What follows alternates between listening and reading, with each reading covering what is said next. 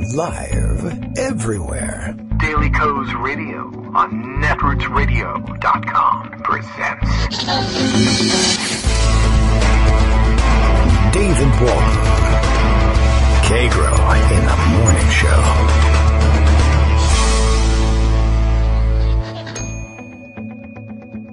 Now, here's David Waldman.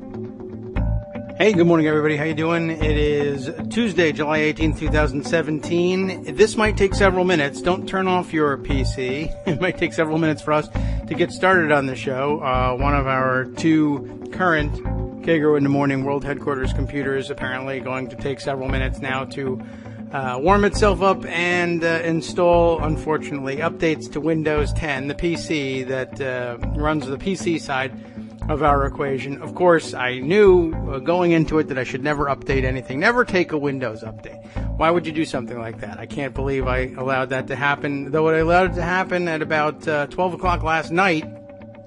So, of course, now that you need the computer, it's going to take you 25 minutes to actually get the thing up and running. Huge mistake. Never update anything. I think that should be our motto going forward. Luckily, there is an entire Mac side to Kagro in the Morning, and that's what actually runs the hardware here. The PC just is one of the many aids I have to try and keep me connected to a world gone insane. Where are we this morning? Well, for one thing, we're without Greg Dworkin, but we're always without Greg Dworkin on a Tuesday morning. But I hope you are enjoying your trip overseas. Please tell the people over in Iceland that we're not all crazy, although it certainly looks that way this morning. This morning's big news story, I would venture to say, is the death and possible premature, or I guess possibly premature death, of the declaration, anyway, of the death of Treason Care. Once again, of course, we know it's a zombie program. And you can never be entirely certain that this thing is gone and good and dead forever. Always decapitate and then burn the bodies in these horror slasher films, as you know. Always good advice, and same good advice to be had on Treason Care. This morning's news is, let's see, what have we? By last night, we had heard that Senators Mike Lee and was it Jerry Moran of Kansas, I guess, came out in tandem. I know, who could believe it? And saying that they wouldn't vote for the motion to proceed. You all know the importance of procedure with this bill and any other bill. We've explained it to you a number of times, but just to give you a quick recap, if you haven't heard or remembered any of those previous times we've come to it, essentially the Senate makes that motion to proceed whenever they need to vote on what's the next order of business going to be. Very often this stuff is done by unanimous consent, but you're not going to get unanimous consent on this piece of garbage. So you make a motion to proceed, and a bare majority, as with most decisions in the Senate, can simply vote to say, yes, next order of business will be the Treason Care bill. And there was some question about whether or not they could even get 51 votes on the Republican side, assuming a full Senate in full attendance, to actually proceed. And last night, I guess, Moran and Lee were the third and fourth votes not willing to proceed with that motion. And by this morning, of course, Mike Lee has changed his mind because the strategy has changed. The word is that the Treason Care bill that McConnell put together simply was unsatisfactory to too many senators, and I had expected that this morning's announcements would be about Senators 5, 6, 7, 8, and 9 coming out against the motion to proceed, and that may have happened, but it looks like perhaps they've stemmed the tide. Mike Lee has changed his considerable mind. He has decided, though, that he will go ahead with a motion to proceed vote on the promise that they will advance a repeal-only bill.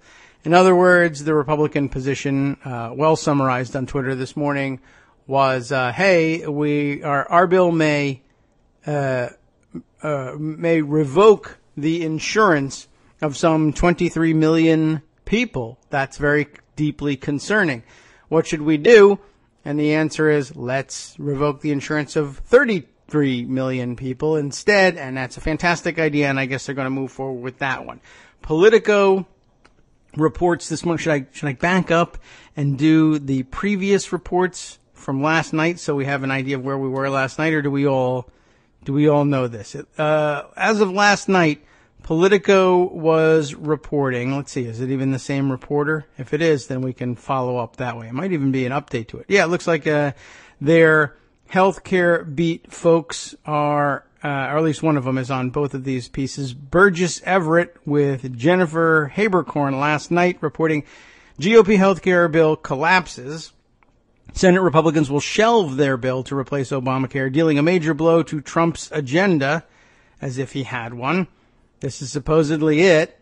And last night's reporting said Trump's top legislative priority was dealt a potentially fatal blow Monday night, as two more Republican senators announced their opposition to the party's health care overhaul. Trump quickly called on Republicans to simply repeal Obamacare and begin work on a new health care plan. What's the difference? And Senate Majority Leader Mitch McConnell announced that he would try to do so. Regretfully, it is now apparent that the effort to repeal and immediately replace the failure of Obamacare will not be successful, McConnell said. I think Trump put it differently last night, mistakenly. Well, he meant to tweet this, but he phrased it so poorly it ended up looking ridiculous. But he said, I don't know, you know what? I'm not even certain that I might have to find his tweet and scroll back a little bit to find it. But of course, he put it as awkwardly as possible. How did he do it? Here we are. Republicans should just repeal. Is this one it? I got to find his various formulations of it. Republicans should just repeal failing Obamacare now and work on a new health care plan that will start from a clean slate. Dems will join in, but I think he might have deleted and replaced his failed attempt at getting that right the first time. I think it was phrased differently last night, but he essentially was going on at some length in his tweet about their failed attempt to repeal Obamacare instead. Anyway, so let's see, where were we with this Politico piece? Yes. The Kentucky Republican, that'd be McConnell, said he planned to hold a vote in the coming days to take up the House-passed bill to replace the 2010 health care law and then call up an amendment to eliminate major parts of Obamacare, such as the Medicaid expansion, insurance subsidies, and fines for the employer and individual mandates. Republicans passed a similar bill to effectively repeal Obamacare in 2015 under reconciliation. You all know about that, but it was vetoed by President Barack Obama. McConnell added that the repeal-only bill is what a majority of the Senate has already supported in 2015, but Republican lawmakers have voiced severe doubts that such a plan can win the 50 votes necessary this year to given the uncertainty it would throw onto insurance markets.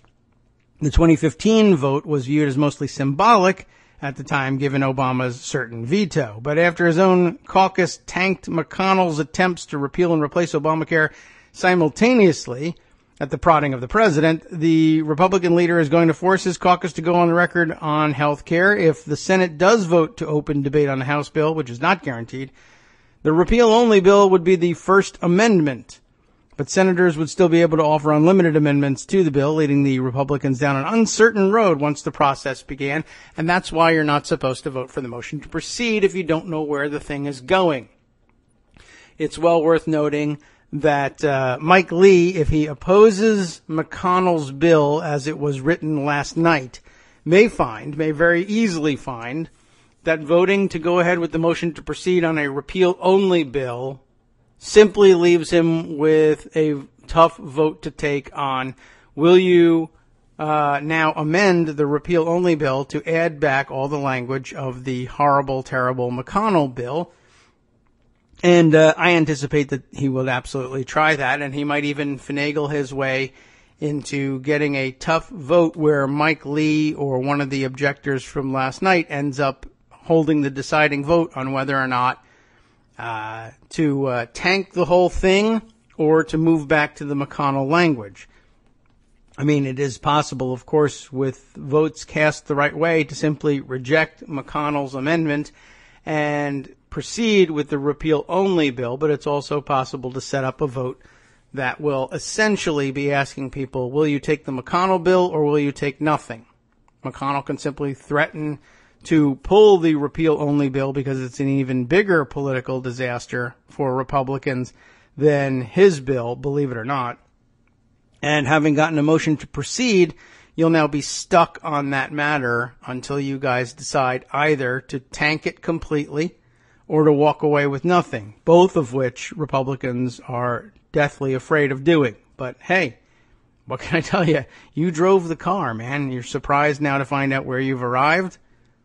Anyway, where were we with this one? Yes, Republicans should just repeal failing Obamacare now and work on a new health care plan that will start from a clean slate. Dems will join in, Trump tweeted shortly before McConnell's statement came out.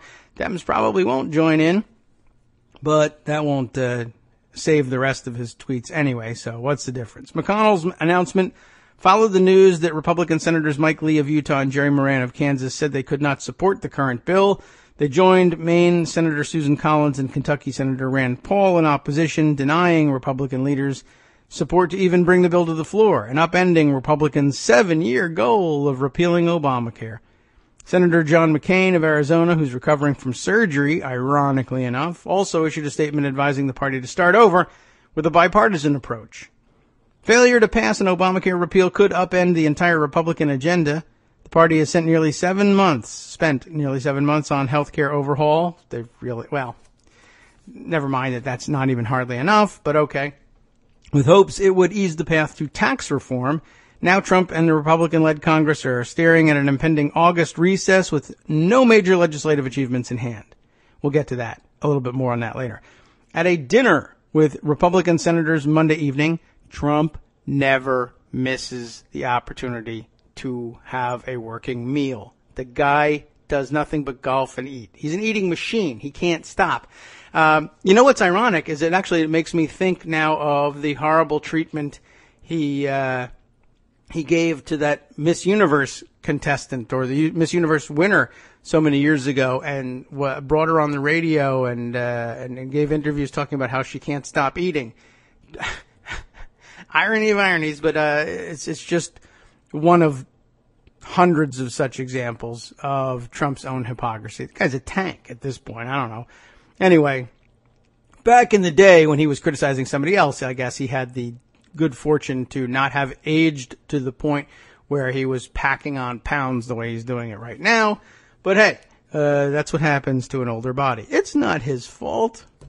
Anyway, at a dinner with Republican senators on Monday evening, Trump stuffed his face inside the party. You look like dopes if you can't pass a bill after passing a repeal bill in 2015. Pass the ketchup. If the Republicans have the House, Senate, and the presidency and they can't pass this health care bill, they are going to look weak and maybe even fat and lazy, I would add.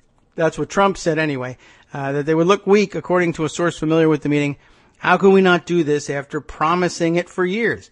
Answer, you suck, and you don't have any effing idea what you're doing whatsoever. And worse, you're led by a total moron with no clue as to what is the strategy, how to get anything. There's no chance he's ever going to learn how the government works. And he has no idea why he doesn't even like Obamacare. Why don't you like Obamacare, Donald Trump? It's failing. Why is it failing? I don't know. It just is. It's failing, and I'm going to see that it fails, and when it fails, it'll be so failing and failed. Put me in a fire truck. I want to beep the horn. Woo, woo, woo. Beep, beep. Where's the fire? Get out of my way. I'm so important. Idiot. Anyway, how can we not do it after promising it for years? Because you don't know how. And you'll never learn how. You don't know what you're doing, and you don't care.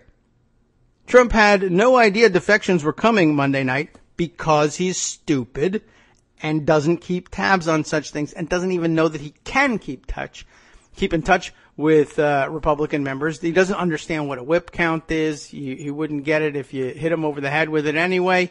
So, totally surprised. The only thing he's got Congress working on for 7 months now, and he's got no idea where he stands on it. You tell me how he's going to get this done. He had no idea defections were coming Monday night, according to another White House official with knowledge of the meeting. Why would we have a dinner like that if we knew people were going to drop out? The official said. That's right. That's largely true. Why would you have a dinner if you knew people were going to drop out? Now, why don't you know people are going to drop out? Because you're too busy with dinners. I got to get some ketchup and some steaks and make the fat guy happy. Let's put some trucks on the lawn and keep them distracted. Did you see that, by the way? I don't know how you could have failed to see that, but a little bit of a repeat of a previous episode. I guess this happens every time they put, I don't know why they put trucks out on the White House lawn, although it's becoming obvious that they're doing it to keep him happy when things are going badly. But you may remember that back in, March? In fact, here's there's a tweet from yesterday that explains the whole thing.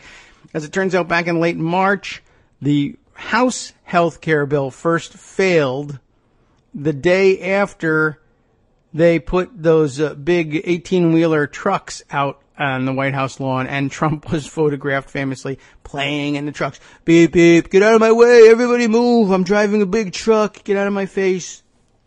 And everybody saw that and laughed and hoped it would never happen again because, oh my God, our president looks like a toddler. And then yesterday, for whatever reason, they put, it was Made in America. This is supposed to be Made in America week. They have these stupid themes to the week. No one can keep them straight. Doesn't matter. The theme is always treason anyway. So, out come the fire trucks, because one of them, anyway, was made in America. So he sat in it to show that trucks can be made in America, I guess. And same thing, sitting in there, beeping the horn and pretending to drive and looking like an idiot. But as it turns out, the 18-wheelers were out there the day the House health care bill failed, and the fire truck out there the day the Senate health care bill apparently failed as well. And it's almost like his staff is anticipating these failures and saying, quick, we got to get some trucks here for him to play with, so he's distracted, at least for a while.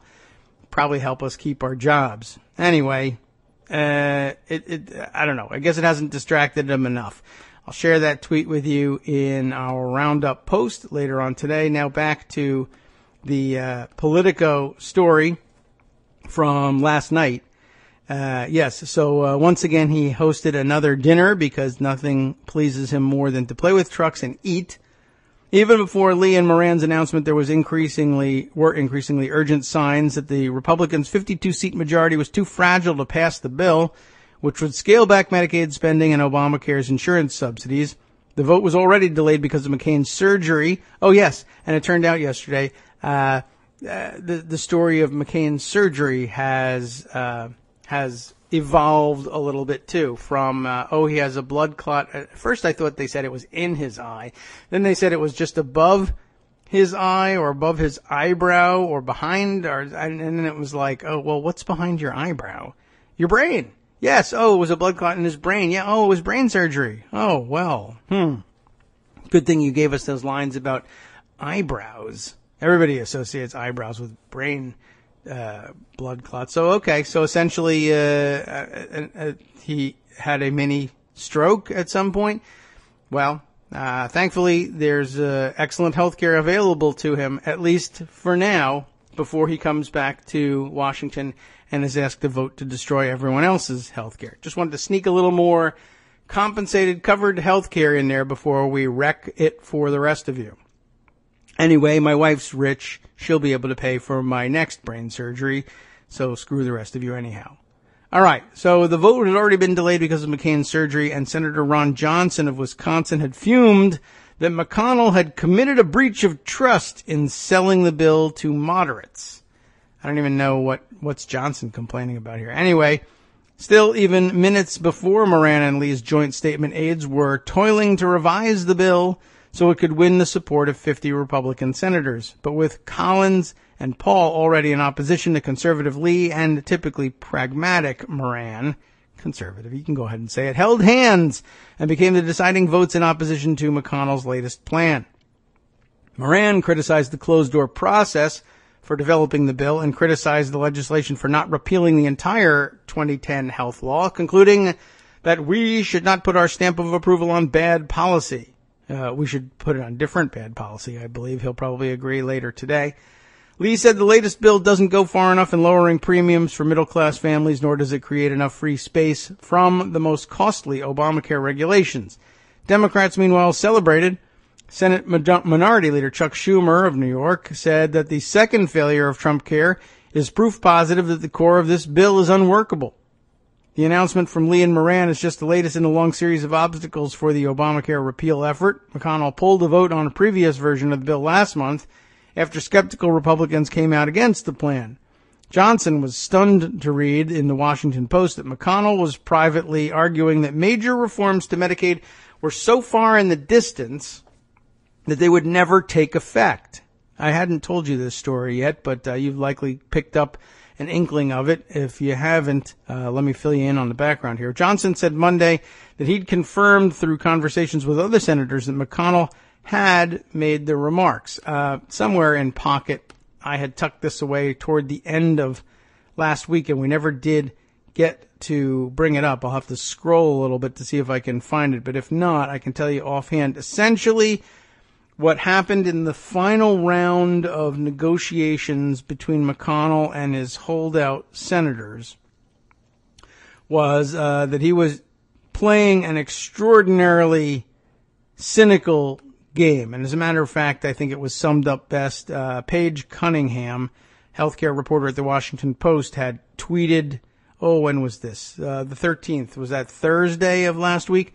McConnell told moderates to support the health care bill with Medicaid cuts because they'll never go into effect anyway. Like one of the most cynical political moves you can possibly imagine.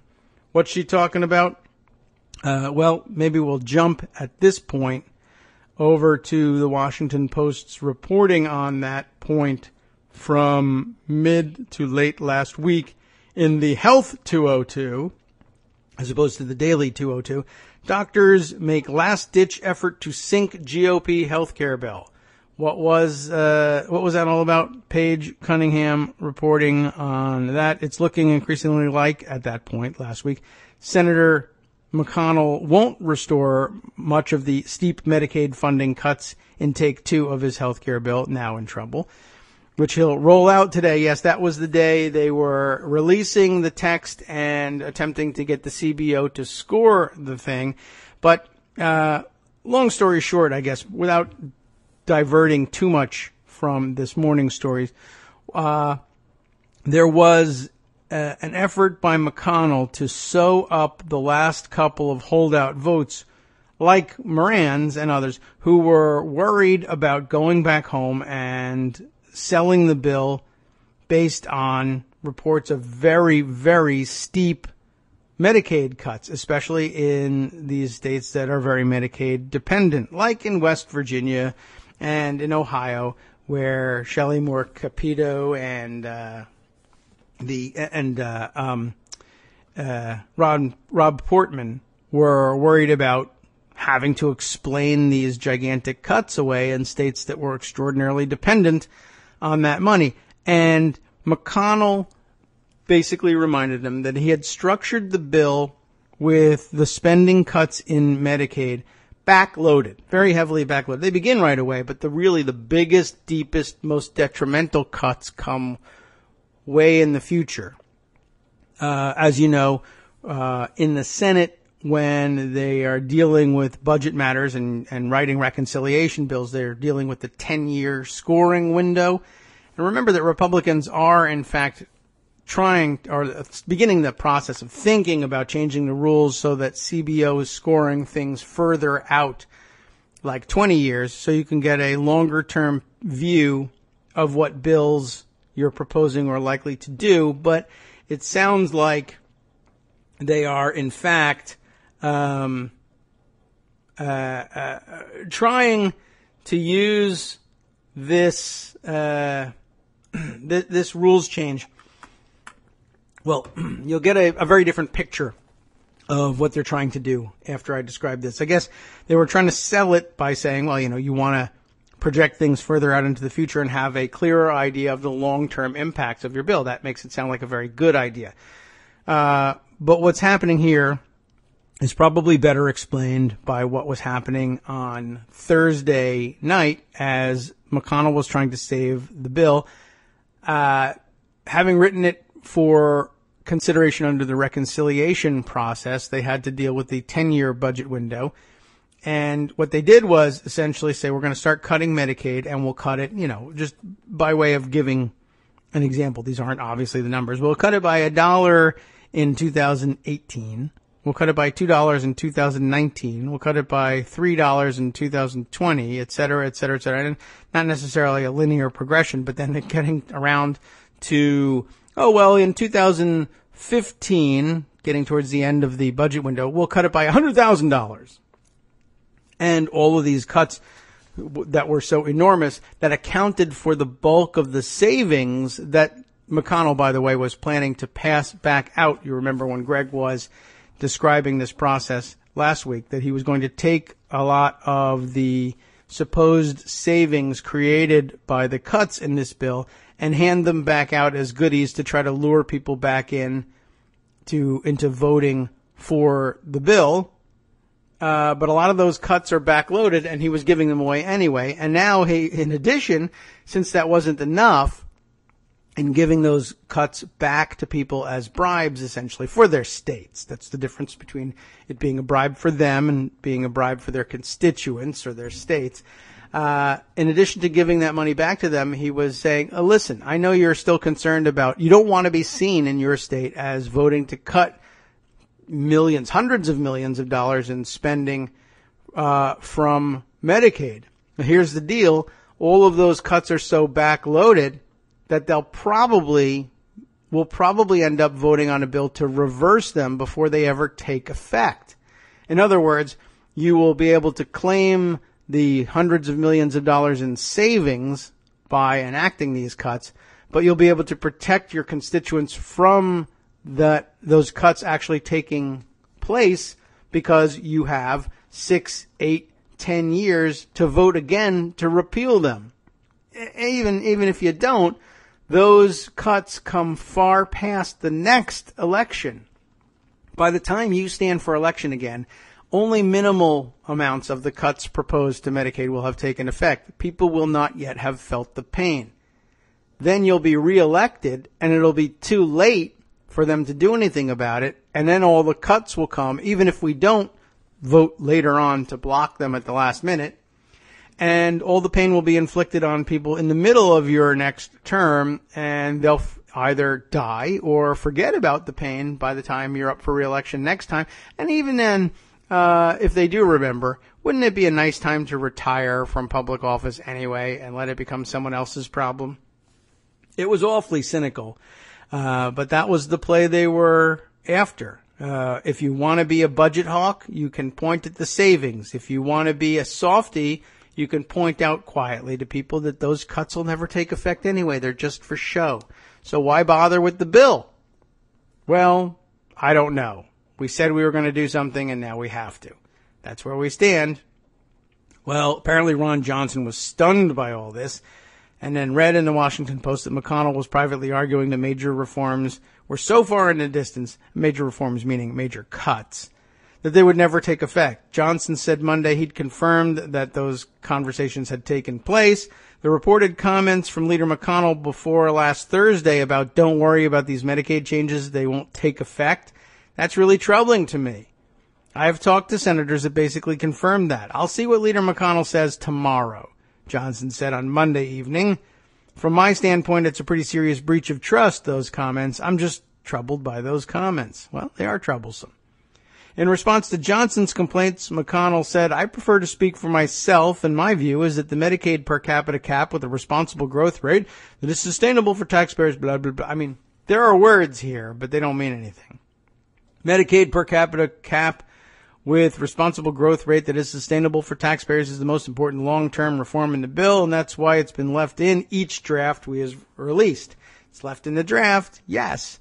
Why is it left in the draft? So that you have money to play with and give away to other people in order to win their votes back. And if that doesn't work, you can just point out that, well, we'll probably take a crack at repealing all of these per capita caps with responsible growth rates anyway.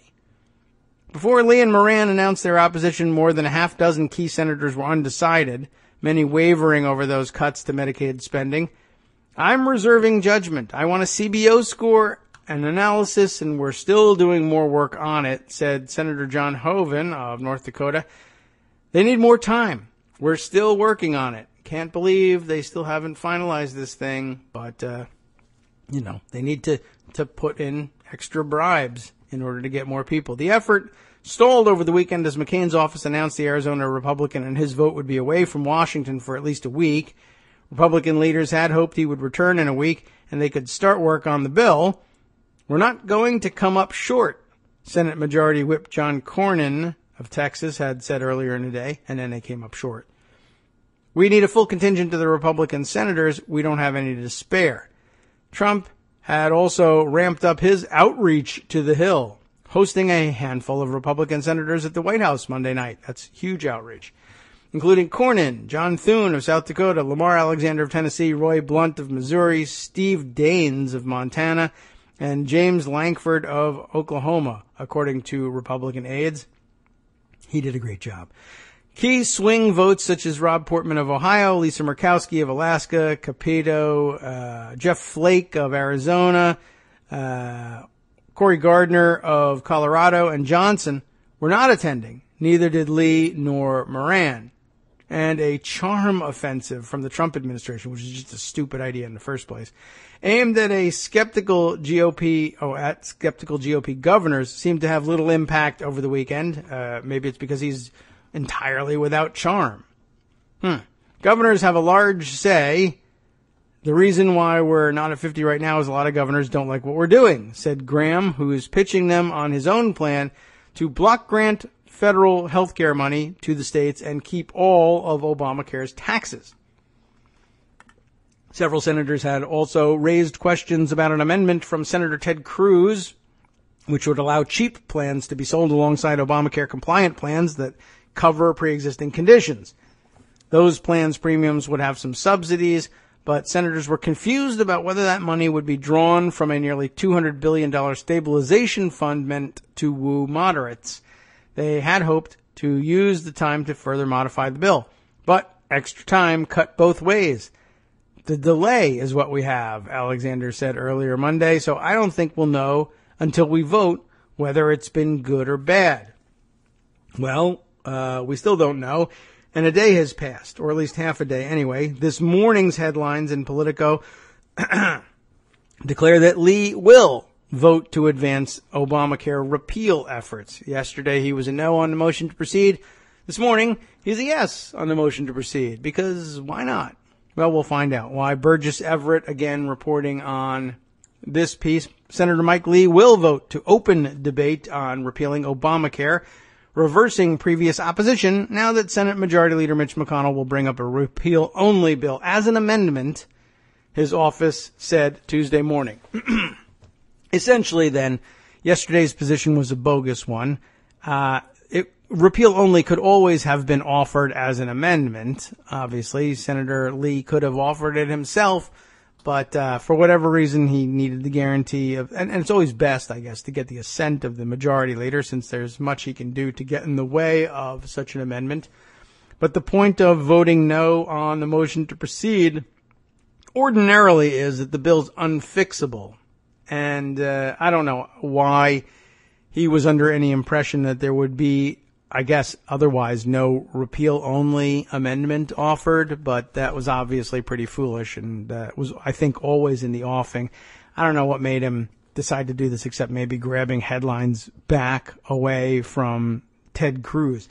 Also, I don't really know that I guess I should have thought of this last night. There was no reason to believe that Mike Lee was going to stay solid in that position, since, after all, he was allegedly the original author of what became the Cruz Amendment, and I don't know why he wasn't more angry that Cruz was grabbing all the credit for that amendment.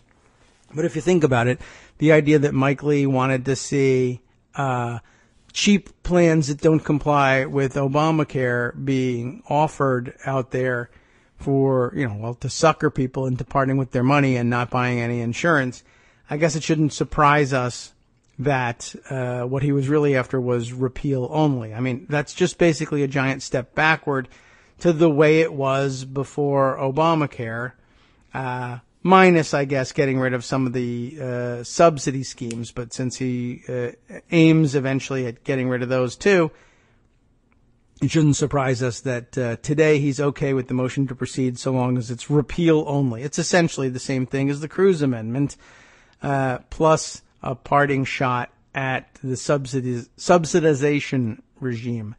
The Utah senator, to return to the prepared text, helped bring down the latest draft by McConnell to repeal and replace much of the law on Monday, arguing that the GOP should do more to repeal the law after voting to do so in 2015. Conservatives and the president are now clamoring to resurrect that bill that was vetoed by President Barack Obama, even though some lawmakers are uncomfortable with the uncertainty a repeal effort would bring insurance markets without a replacement plan. But first, 50 GOP senators must decide to vote to open debate on the House-passed bill to get to the 2015 repeal effort as an amendment. Lee was among 4 senators opposing even opening debate on McConnell's bill, and Senator John McCain is recovering from a surgery in Arizona. McConnell can only lose 2 GOP votes to merely open the health care debate.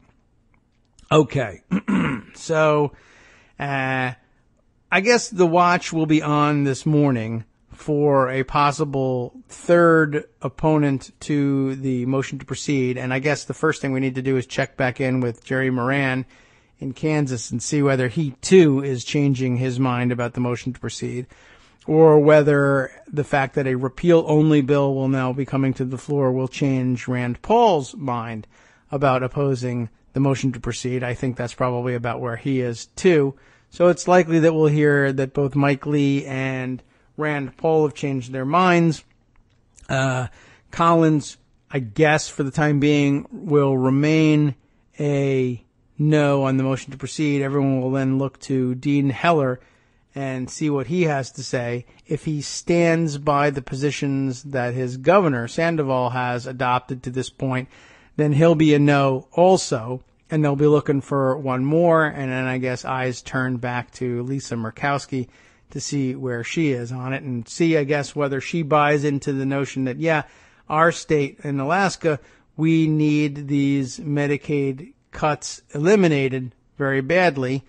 Does she buy the argument that none of the cuts will go in, or the biggest parts of the cuts anyway, won't go into effect ever anyway, because, everybody wants to prevent that, so of course we'll repeal it later on. Arguing in favor of actually getting it done at some point is the way that the Congress dealt with the Doc Fix episode, although, that was several years of kicking the can temporarily down the road before finally coming up with a solution.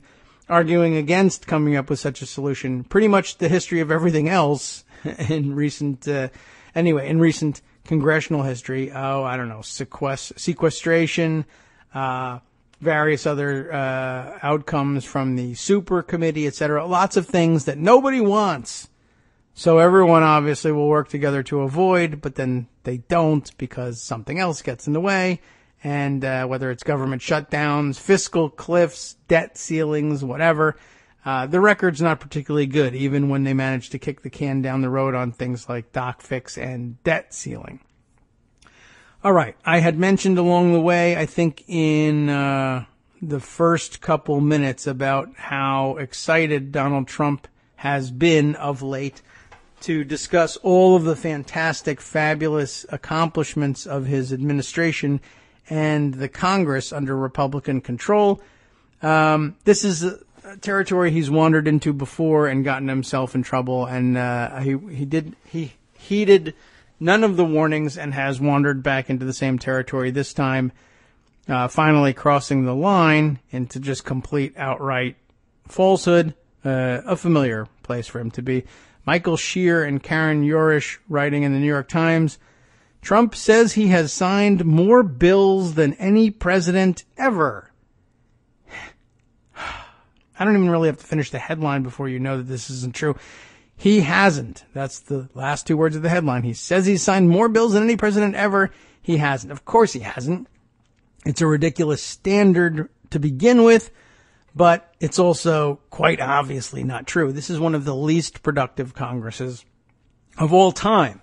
And therefore, as a consequence, this will mean that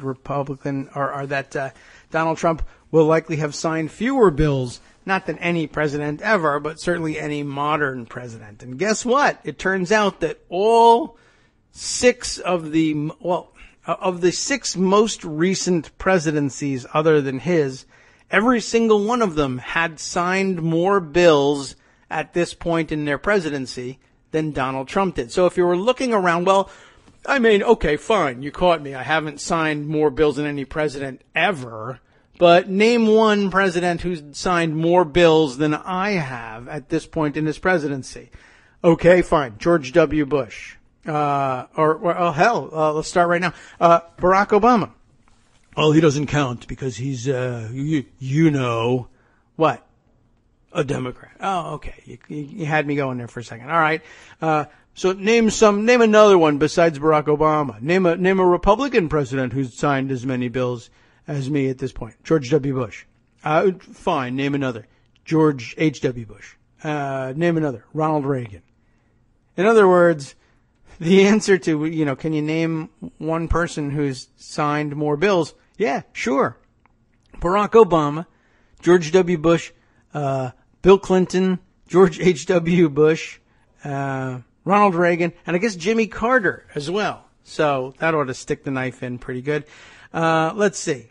Michael Shear and Karen Yorish put it this way in the New York Times, just to put a finer point on everything. To hear President Trump tell it, his first 6 months in the White House should be judged in part by the legislation he has signed into law. At rallies and speeches and on Twitter, Mr. Trump repeatedly boasts of the bills he has signed. 42.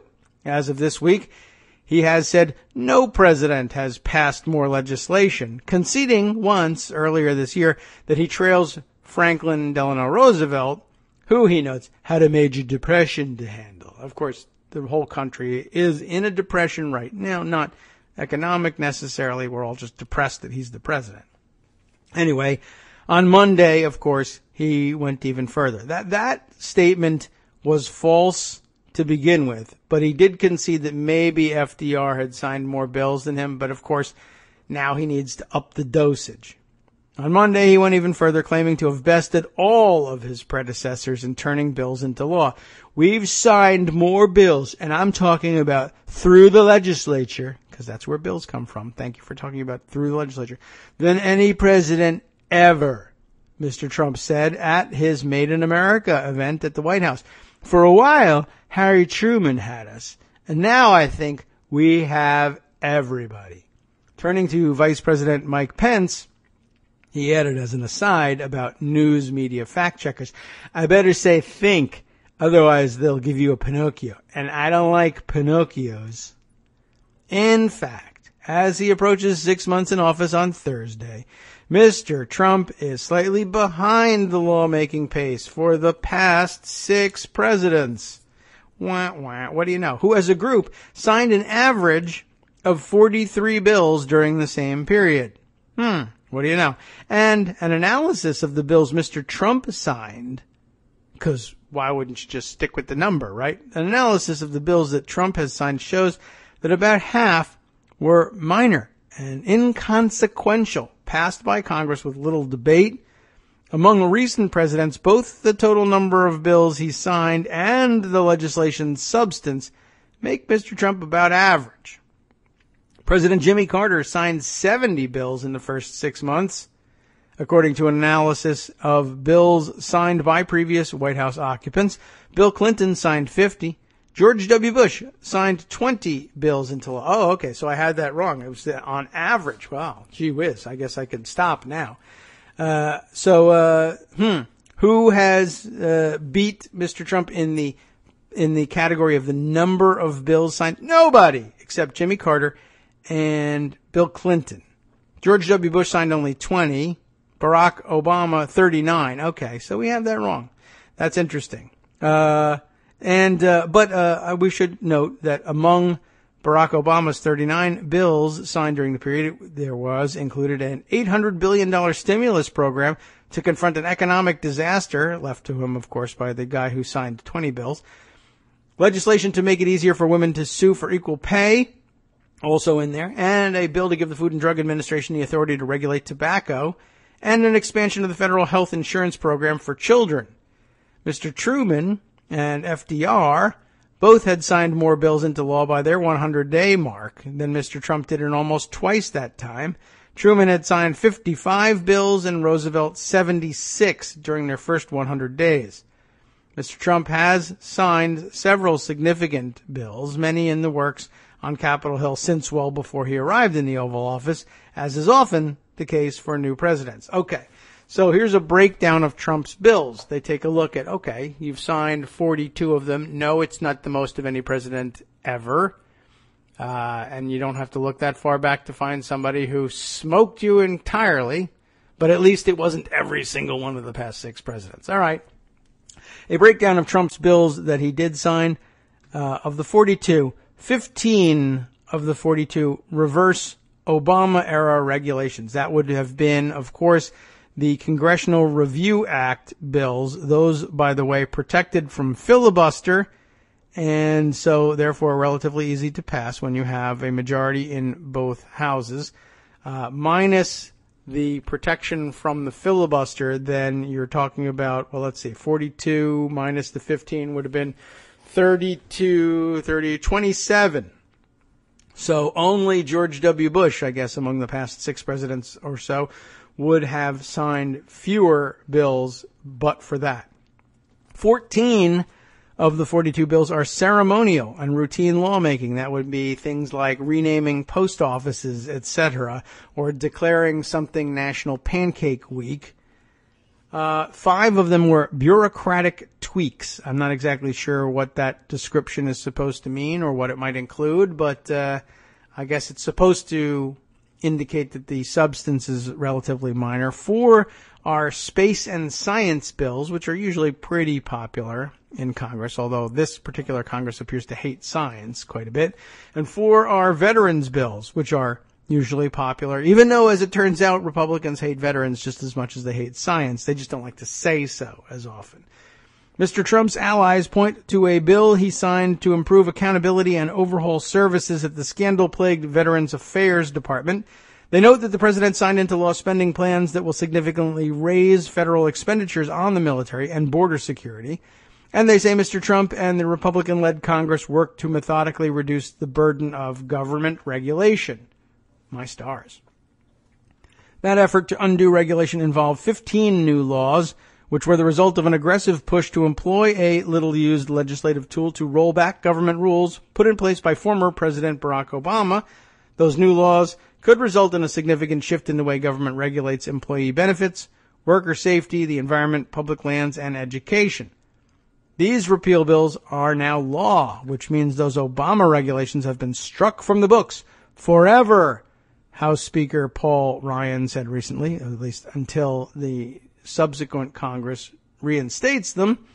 But whatever. That's forever as far as he's concerned. And legislation is not the only tool presidents can wield to enact their agendas. His aides note that Mr. Trump has used executive orders, such as his ban on travel to the United States for refugees and those living in some Muslim countries, to get around what they say is unprecedented obstruction by Democrats. And he successfully won confirmation of Neil Gorsuch to the Supreme Court, which, by the way, I do think is contributing to his confusion. Donald Trump does not necessarily differentiate, nor is he capable, I think, of differentiating between signing executive orders and signing bills. They both look essentially the same. He makes the same stupid signature on each one. He has a ceremony for each one, and they are printed up on parchment and put in those blue binders. So he may have no idea how many laws he's signed versus other pieces of paper that he signed. Anyway, almost half the bills Mr. Trump have signed into law are ceremonial or routine. The president includes in his count laws like the one to rename the federal courthouse in Nashville after Fred Thompson, the actor and former senator who died in 2015, Even the Republican leadership in the Senate does not count those kinds of bills when they tally their legislative achievements. By contrast, Mr. Trump's tally includes 3 laws: to appoint members to the Smithsonian Board of Regents, another to seek research into better weather reports, and one to require the Department of Homeland Security to manage its fleets of vehicles more efficiently. Mark Short, the president's top legislative advisor, acknowledged that no one would try to claim that renaming a building should be considered landmark legislation, but he defended the president's repeated promotion of the bills he has signed into law. It's a response to a lot of media coverage that has tried to downplay what he's accomplished, Mr. Short said.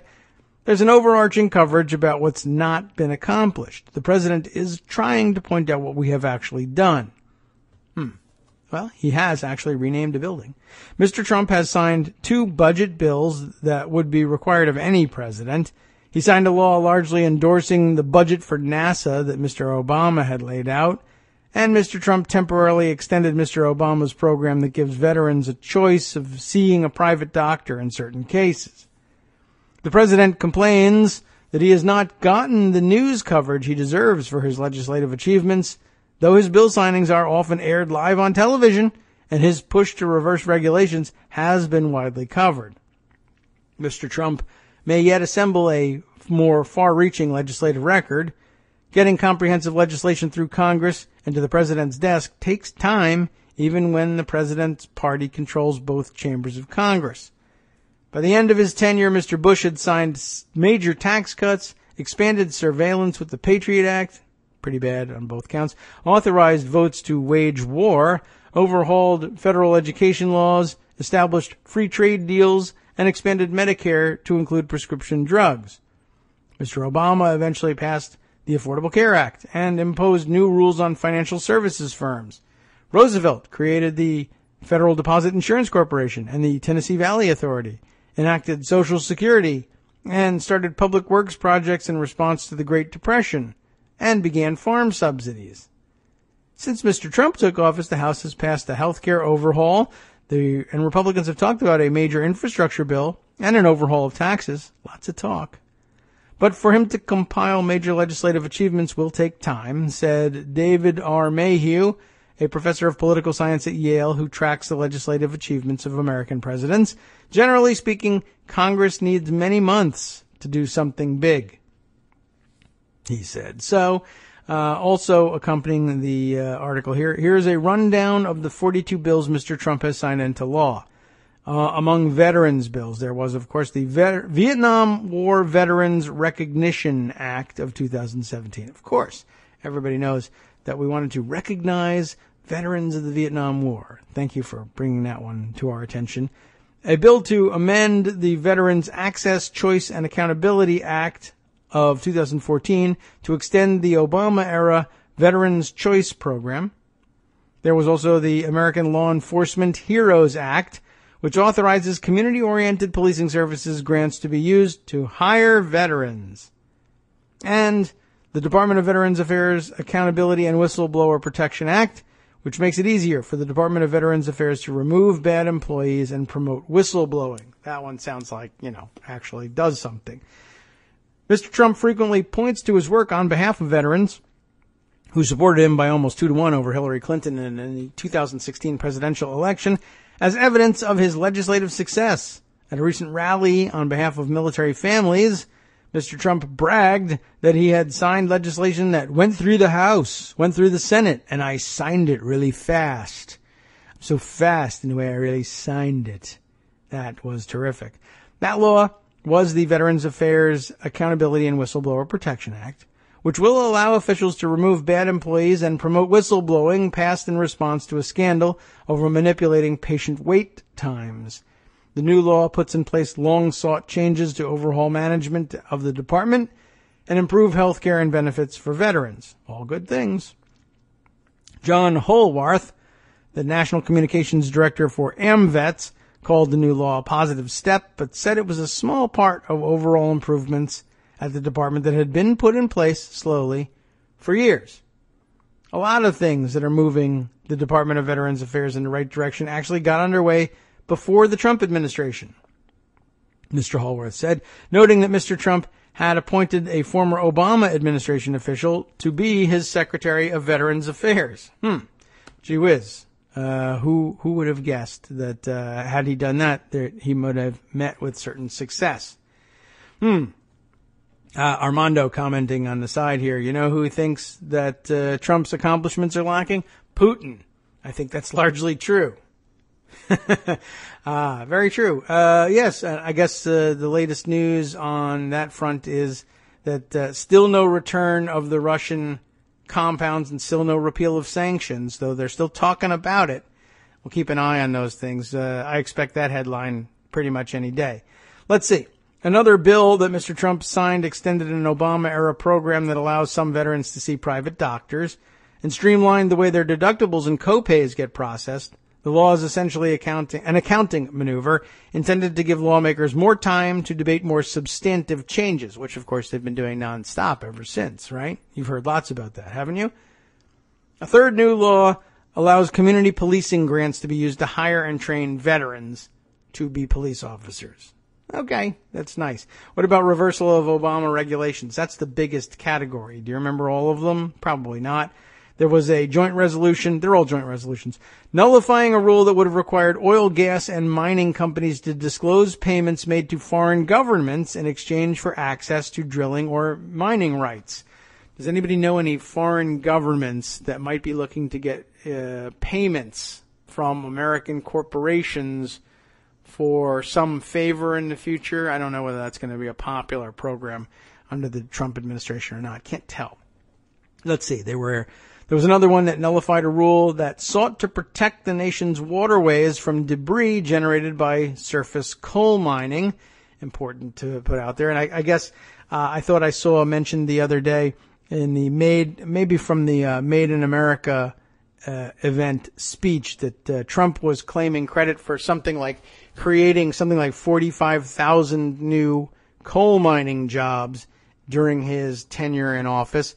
And of course, I very shortly thereafter found out that, or saw tweeted that there were only about 45,000 coal mining jobs in America, period.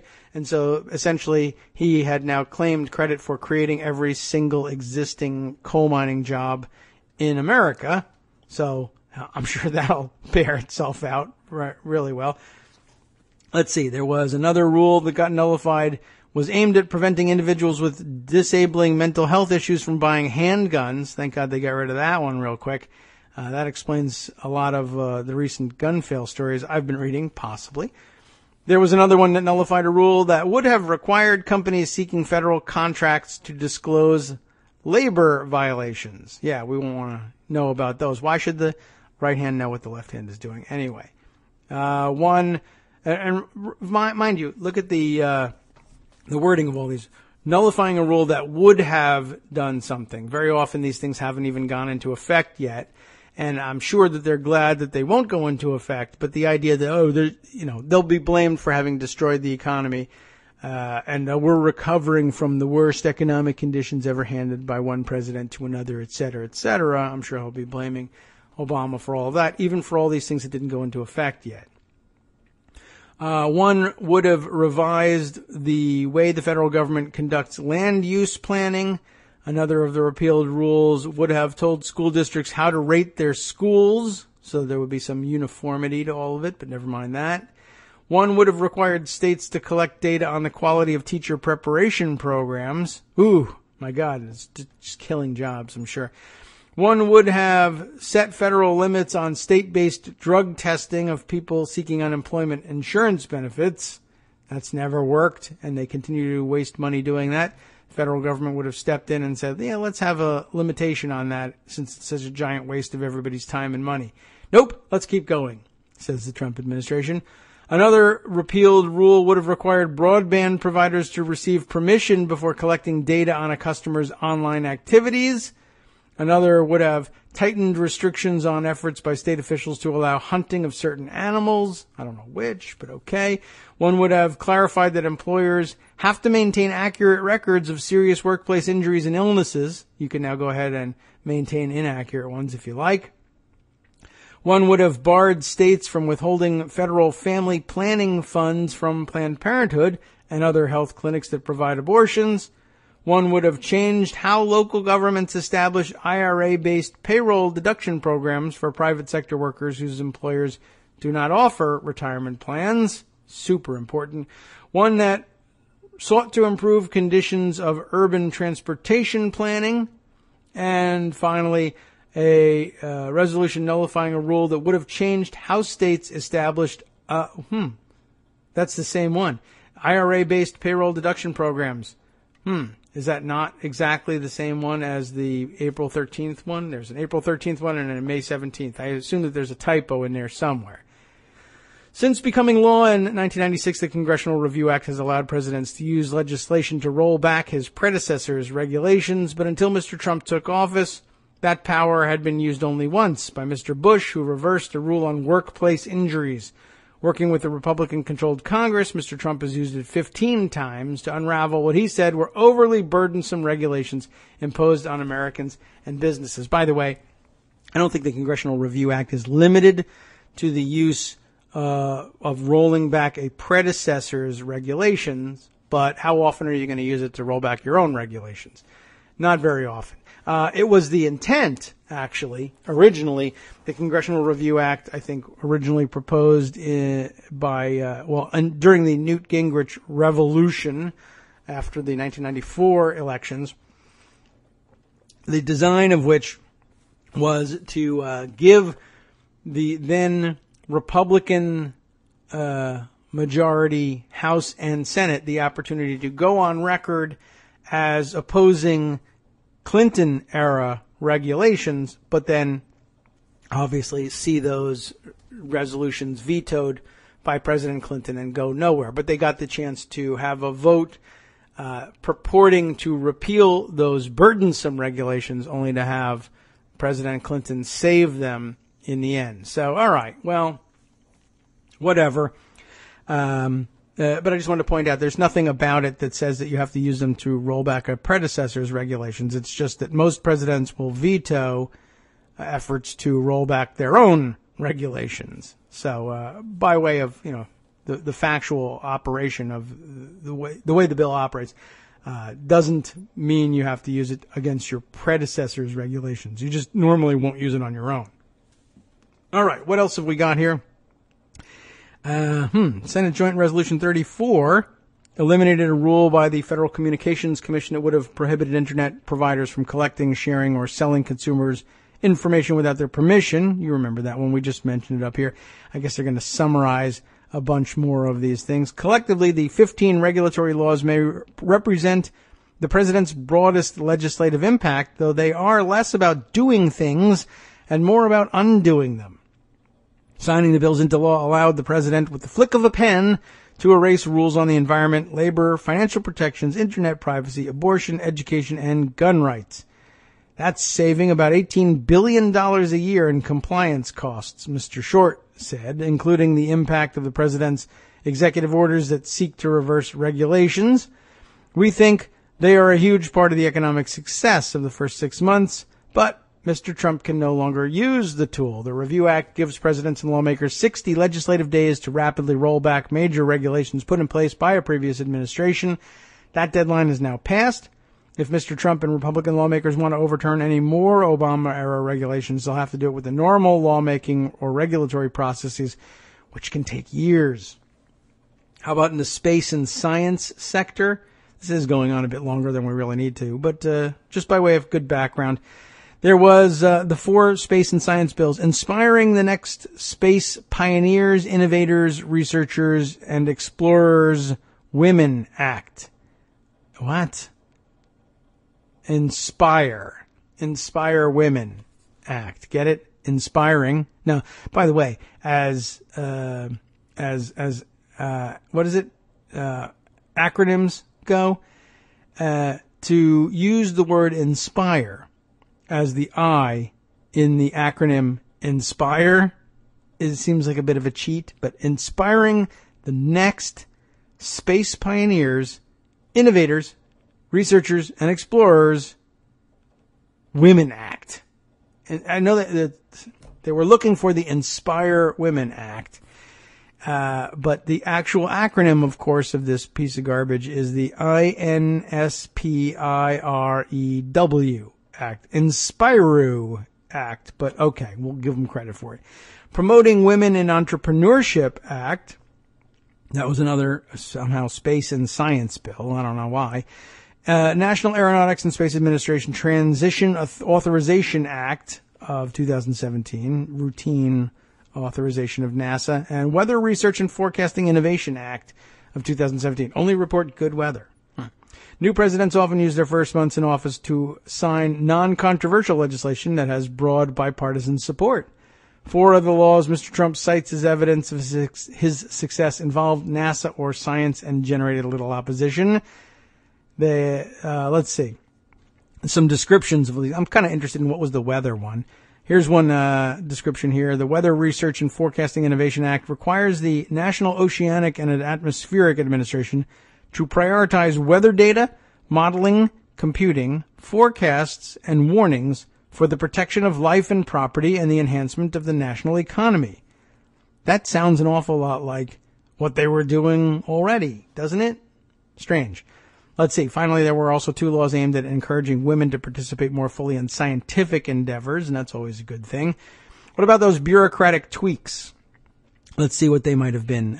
One, GAO Access and Oversight Act of 2017, which gives the Government Accountability Office more power to seek information from agencies. Not that they've used it very deftly. I think you all remember that the GAO was the one that famously came out with it. Yeah, there's no problem with the contract prohibition of contracting for the old post office pavilion for the Trump Hotel, even though the contract says no government employee can own this thing or contract with us for running this thing. And the biggest federal employee we've got is at the head of the company that's doing all of this contracting, but never mind. That's what the GAO has been using its time to do. There's the Modernizing Government Travel Act, the DHS SAVE Act, which requires the Department of Homeland Security to make improvements to managing its vehicle fleet, Follow the Rules Act, which you would think really is pretty much any act, which applies the same protections for government employees who are instructed to violate laws as those instructed to violate regulations. I'm not even sure what that means. And a bill amending the Homeland Security Act of 2002 to authorize a program to coordinate efforts related to food, agriculture, and veterinary defense from terrorism. Well, my goodness, like crop, cattle disease? What? Okay. As a candidate, Mr. Trump vowed to wage an all-out assault on the federal bureaucracy. Stephen Bannon, the president's senior strategist, has promised a daily fight for the deconstruction of the administrative state. But Mr. Trump's legislative assault has moved slowly, like Mr. Trump himself. The 4 bills designed to improve government functions that he's signed into law since taking office have made only small tweaks. One law, the GAO Access and Oversight Act, gave GAO more power to compel other agencies to provide information during its investigations. Follow the Rules Act clarifies existing whistleblower laws to make it clear that protections apply to employees who refuse a superior's orders to break an existing rule or regulation. Modernizing Government Travel gave government employees the right to seek reimbursement for official travel by Uber, Lyft, and other ride-hailing companies. Wow, extremely important. Previously, the government would not reimburse such expenses. I wonder why. Anyway, and the Stop Asset and Vehicle Excess Act, or SAVE Act, is a response to a 2015 Inspector General's finding that the Department of Homeland Security was wasting money by mismanaging its vehicle fleet.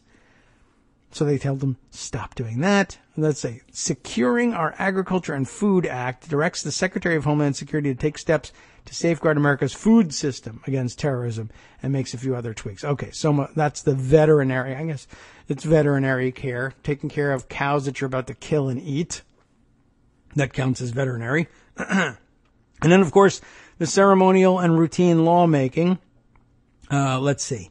We don't need to go through every detail of every single one here, but let's see. The first one was the bill to allow Jim Mattis to serve as Secretary of Defense despite a federal law requiring a 7-year waiting period. and he had only been out of the service for 3 years. I remember that one. Let's see. One was renaming a VA clinic in Center Township, Butler County, Pennsylvania. Super important.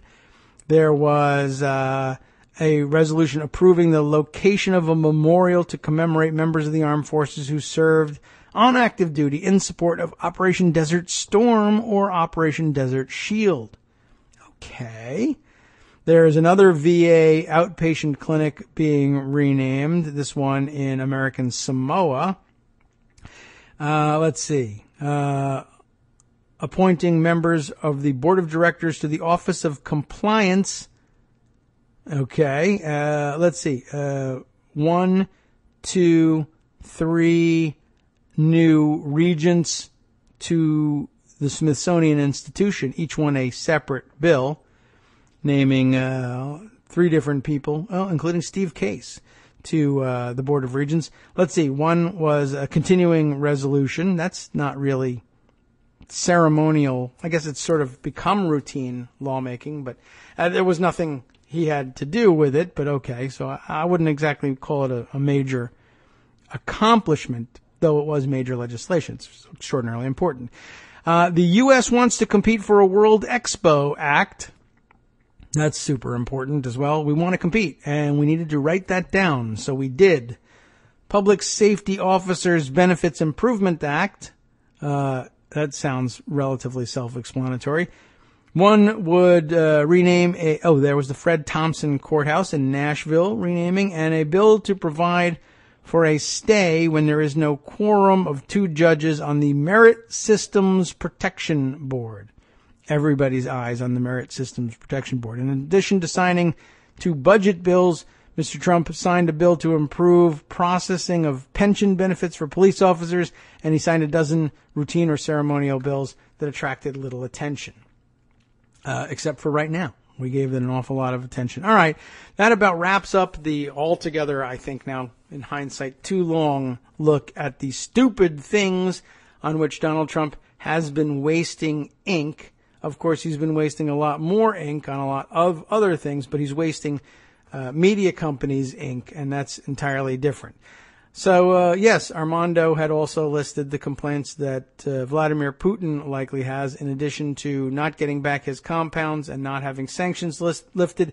He also has not seen the United States withdraw from NATO, and he must be sorely disappointed in those outcomes. But he's doing a better job hiding his frustration than Donald Trump is doing. Well, I guess that should come as no surprise. Let's see. Other things that we have put aside for consideration here. Let's see. There's a couple others. Let's see. Blue-Eyed in NC, that'd be North Carolina, made this suggestion for a good addition to the show. A tweet storm from Adam Gentleson. Let's bring that one up. I did scan the first couple tweets of that one, and I thought that's a pretty good idea for inclusion. Back to the healthcare issue, but I guess an internal Republican conference issue there. Adam Gentleson, formerly Deputy Chief of Staff to Harry Reid, put this small tweet storm together. I don't know how small it is. We'll have a look. Having spent countless hours listening to McConnell and years working with his office, I'd like to offer a few thoughts on tonight's news. That would have been last night's news prior to the reversal from Mike Lee anyway. First and foremost, what we're witnessing is an unprecedented, full-blown rebellion by Republican senators against their leader, McConnell. Except, I think, a little bit of that has been undone by the morning's news from Mike Lee, but okay. I worked for Reid for years, Gentleson says. Democratic senators criticized him occasionally, although they'd usually joke about it. Nothing like this. Reid's status as leader was based on a mixture of love and respect from the caucus. McConnell's only on respect, very little in the way of love. McConnell's political victories have come at a steep price for the institution. He has taken power and influence away from other senators. That gives us an idea for a follow-up. His fellow Republicans did not like losing their individual power, but they were willing to abide it as long as McConnell delivered victories. The question has always been, what happened to McConnell when he hits a dry spell, especially one that his scorched earth tactics precipitated? We're seeing indications of that tonight. This sounds like trolling, but I'm honestly shocked at how nasty Republicans are being towards him. Accusing your leader of a significant breach of trust is about as harsh as it gets in Senate speak. Remember, that's Ron Johnson hemming and hawing about the backloaded cuts in Medicaid, which McConnell was trying to bait people into voting for because they might never take effect. Senators want to get things done. McConnell's pitch to his fellow Republicans was always, let's get power and then we'll get things done. The problem now is that the tactics McConnell employed to accrue power undercut their ability to get things done. Earth scorched. Reid employed dramatic tactics at times, but he was able to balance it with empowering senators and delivering accomplishments. Suffice to say, McConnell is finding that balance harder to strike. Now, on prospects for repeal, I agree with everyone who's saying keep the pressure up. This bill is the Terminator. It will keep coming back, and we've already seen it come back. McConnell will play off this setback in that weird way that D.C. reporters intrepidly persist in finding charming. I don't see it. But make no mistake, this is a massive humiliation for McConnell, and he'll spend every waking moment plotting his redemption. Lastly, the breadth of the rebellion is fascinating and suggests that this was coordinated. Lee and Moran jumped first to give others cover. Lee, of course, immediately jumped back. That prospect is truly jaw-dropping. A coordinated rebellion against McConnell 6 months into unified Republican control? Yeesh. Even though it didn't last long, still really was pretty surprising.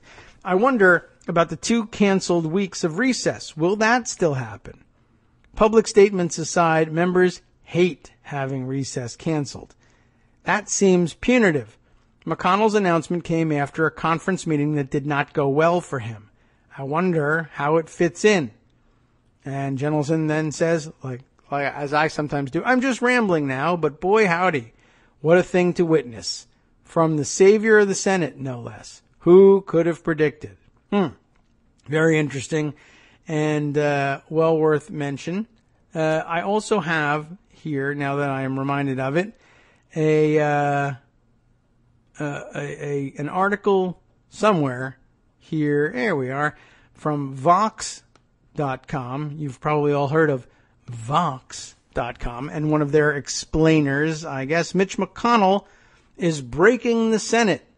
This according to Andrew Prokop, who will explain it all to us via Vox here. Will the majority leader's desire to win lead him to wreck the institution he says he loves? This is territory we've been over before, and I'm certain that this came at the suggestion of one of you good listeners who felt sure that we would find some interest in this. Did I not make note of who it was that suggested it? Probably not. I'm getting better at that, and I'm trying actually when I pocket the stories, I try to also pocket the tweet that suggested it, so that it's an easy way of giving out the credit properly. But you will have to bask in the knowledge, the quiet knowledge that you were the one that suggested it. And in fact, probably, why don't we just say that? 10, 15, 20 of you probably suggested it. So you're all the ones that suggested this great story. And I thought this one treated things very well. As you know, putting together the votes for this bill was, well, it never happened, or hasn't happened yet anyway, always pretty tricky. And Prokop puts it this way: it's like solving a Rubik's Cube, Mitch McConnell says. Put in some opioid treatment cash here, take out a big tax cut there, throw some money at Alaska here, overhaul regulations there, turn the bill this way, turn it that way, plead, persuade, threaten, bargain, until 50 out of 52 Republican senators are won over, and then depend on the vice president to pull your bacon out of the fire. If he can pull off that fiendishly difficult task, he wins. His prize? The federal government will spend hundreds of billions less on health care. Spending on Medicaid, the main program covering low-income Americans, will fall dramatically. Millions of people, tens of millions by the latest estimates, will lose their health insurance.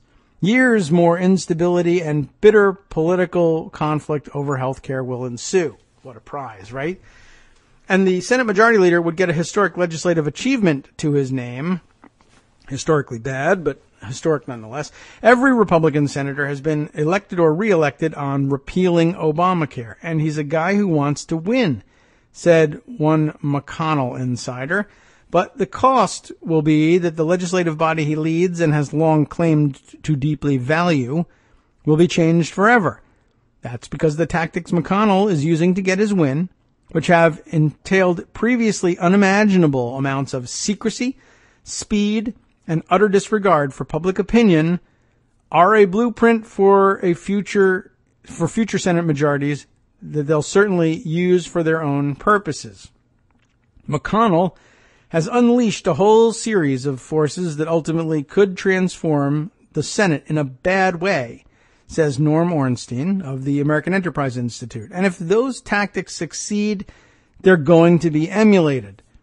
This is ironic because McConnell has long claimed to have deeply held beliefs about the unique role the Senate should play in American politics.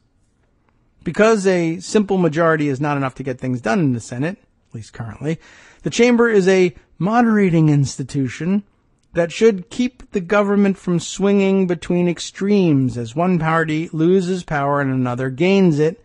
McConnell wrote in his memoir, The Long Game. When the Senate is allowed to work the way it was designed to, it arrives at a result that's acceptable to people all along the political spectrum, McConnell argued in a major 2014 speech.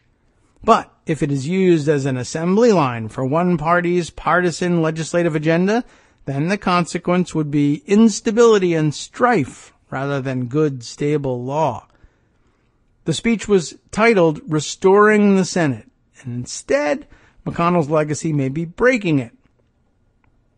If you ask his critics on both left and right, there's no mystery to what ultimately drives the majority leader. The cardinal rule of McConnell is that he will do anything to acquire more power or to achieve an outcome he thinks achieves his political interest, says Adam Gentleson, former aide to ex-Democratic leader Harry Reid.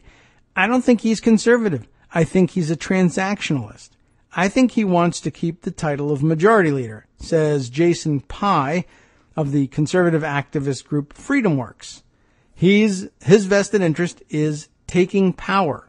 Of course, that is Jason Pye's vested interest too, but okay.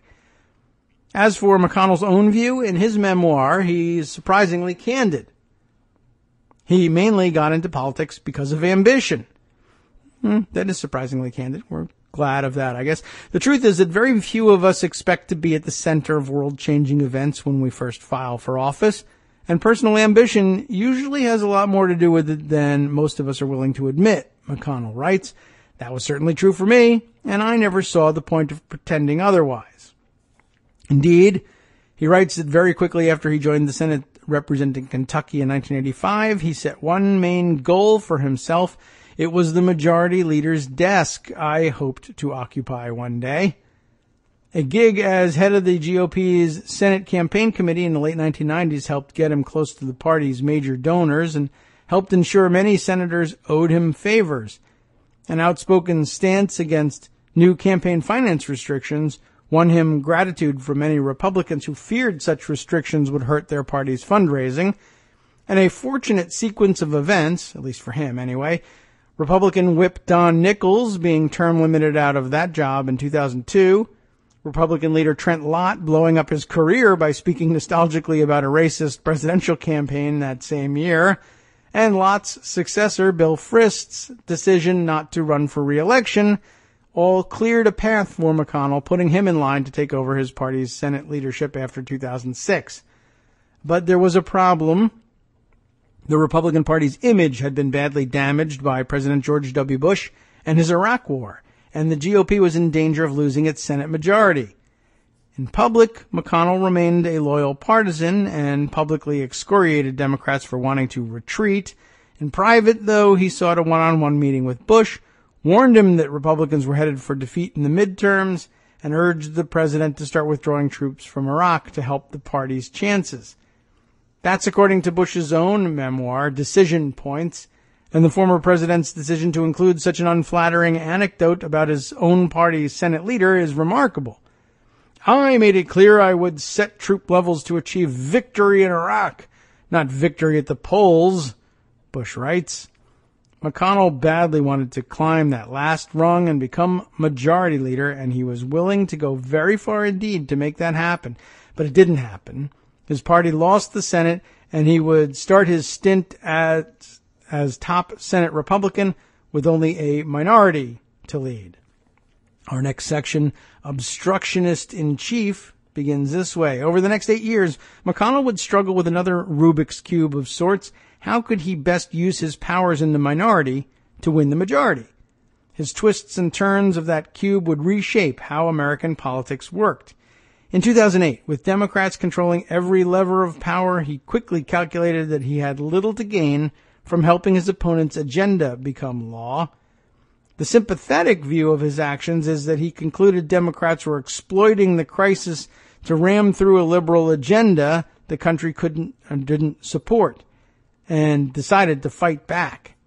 A more cynical interpretation is that he realized that in a political system increasingly polarized along party lines, the GOP had nothing to gain from helping the Democrats successfully govern the country, and much to gain from his electoral opponent's failure.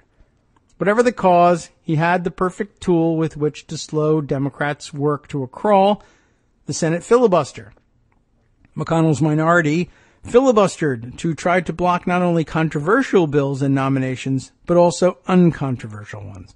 The filibuster became an omnipresent threat through which McConnell could extract concessions, delay action, or waste precious Senate floor time. He ramped up the tactics of mass obstruction in a way we had never seen before, says Ornstein. To prevent Democrats from getting the 60 votes they needed to override a filibuster, McConnell had to keep his Republicans unified in opposition, especially once the Affordable Care Act began moving through the chamber. McConnell writes in his book that he didn't want a single Republican to vote for the bill because it had to be very obvious to the voters which party was responsible for this terrible policy. For months, he continued his efforts to ensure every Republican voted no, and his efforts consumed nearly all of my time, he wrote. From Democrats' perspective, McConnell forfeited the opportunity to help shape and did everything he could to block legislation that would help millions of uninsured Americans, all to align himself with the energized conservative base that had come to loathe Barack Obama. These people, by the way, remarkable in their insistence on remaining in the wrong side of history, even literally to this day, over this issue. The single most important thing we want to achieve is for President Obama to become a one-term president, McConnell infamously said in October of 2010. Huge fail on that front. And yet some conservatives still wondered whether he could have done more to stop the bill from becoming law. We negotiated unanimous consent agreements to let the Senate function every day rather than trying to aggressively disrupt Reid's process, says James Wallner, a former Senate and Heritage Foundation staffer. All McConnell cared about, it seemed to me, was keeping all Republicans against the bill. He is focused primarily on elections. The Affordable Care Act passed during a brief window of opportunity when Democrats had 60 senators. It also helped contribute to sweeping Republican gains in the 2010 midterms, albeit gains that weren't large enough to give McConnell the long-coveted majority just yet. That Rubik's Cube wasn't yet solved. Next section, managing a more extreme party. Republicans got part of what they wanted. They controlled the House of Representatives starting in 2011. But the new class of conservatives was more extreme than the ones McConnell had worked with over the years, and this presented him with a problem. Despite lacking control of the presidency and the Senate, these new conservatives and the activists backing them were demanding new sweeping changes, demands that in McConnell's views were often unrealistic. So McConnell took on a new legislative role of managing his party's extreme elements so he could better help them win the next election. Trey Grayson, a former Kentucky Secretary of State who was allied with McConnell, sums it up this way. I think with him, there's this realization, okay, the Republican electorate is here.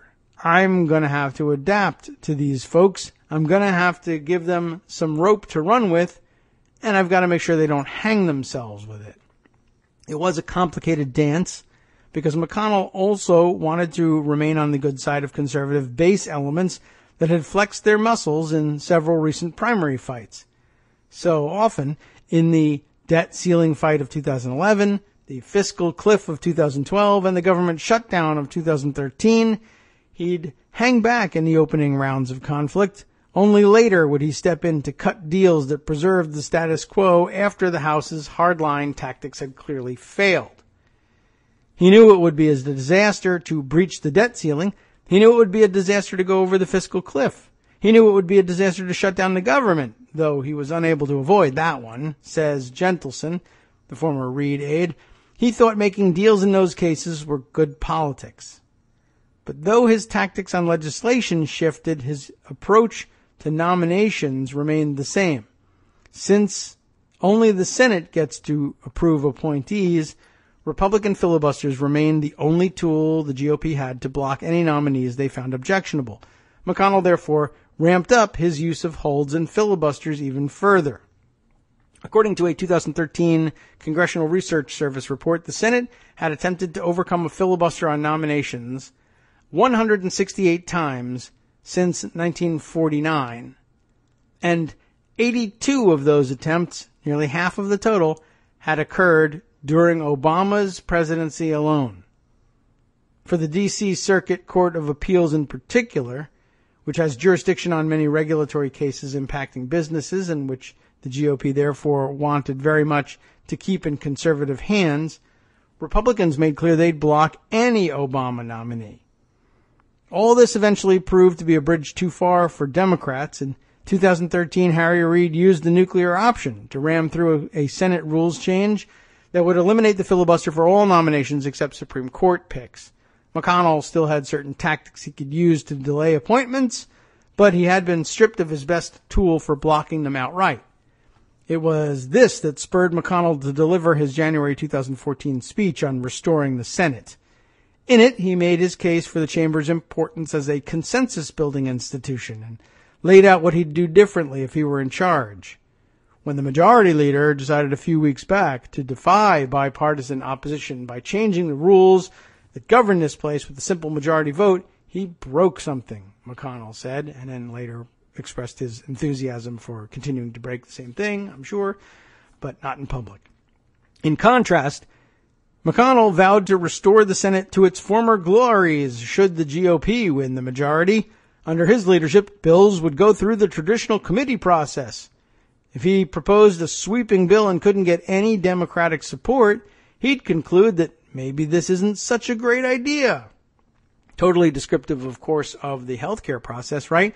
Even though reconciliation's special rules require that the named committees report the legislation out themselves, he skipped the committee process even when it was absolutely necessary. I still have no answer as to why any of these bills would be entitled to reconciliation status. In contrast, we already read this part, but again, in 2014, when he was critiquing Reid's leadership, McConnell said if he were majority leader, he would do things totally differently, using the traditional committee process. And if a sweeping bill couldn't get any Democratic support, that probably meant it wasn't a very good idea in the first place. He finished with a stirring exhortation. Restoring this institution is the only way we'll ever solve the challenges we face. That's the lesson of history and experience, and we would all be wise to heed it. Except, let's not do it, apparently. Next section, the Garland gamble. You all know about that one. Republicans finally took the Senate in the 2014 midterms and at long last made McConnell majority leader just in time for a crisis That crisis was the death of Justice Antonin Scalia during Obama's final year as president. If Obama got to fill that vacancy, liberals would get their first majority on the court in decades. Conservative activists who'd long deeply cared about the court's makeup, some for religious reasons, others because they disliked big government, were terrified. McConnell's audacious response, preventing the Senate from even holding hearings on Obama's nominee, Merrick Garland, and then ramming through a rules change to confirm Donald Trump's nominee, Neil Gorsuch, will play a central role in his legacy. The best of McConnell's legacy from my perspective is probably going to be Gorsuch, says Jason Pye. Remember, he's from FreedomWorks. He took a lot of pressure on blocking Garland, and I commend him for it. But though many liberals believe McConnell pulled off a masterful heist here, in many ways he was merely accelerating the inevitable. If the Senate did vote on Garland in 2016, Republican senators almost surely would have voted him down, just as Democrats would have should a similar situation have arisen in a Republican president's final year, and they certainly will now. This was, after all, a monumentally important swing vote seat that could tip the balance on the court on a host of issues. Both parties faced immense pressure to secure it. Or rather, I should say, Democrats certainly would have, absent the latest rules change anyway. And as far as eliminating the filibuster for Supreme Court nominations, Democrats were preparing to do just that while they expected to win the 2016 election. Indeed, blockading Garland was a risky gamble for this reason, since Hillary Clinton was expected to appoint a more liberal choice if she won. In reality, judicial nominations had become so polarized and politicized that the supermajority requirement couldn't last. Still, McConnell managed to deliver for his base by refusing to even hold hearings on Garland's nomination. Many other politicians in his position would have at least gone through the motions of considering the president's pick. McConnell didn't even bother to pretend.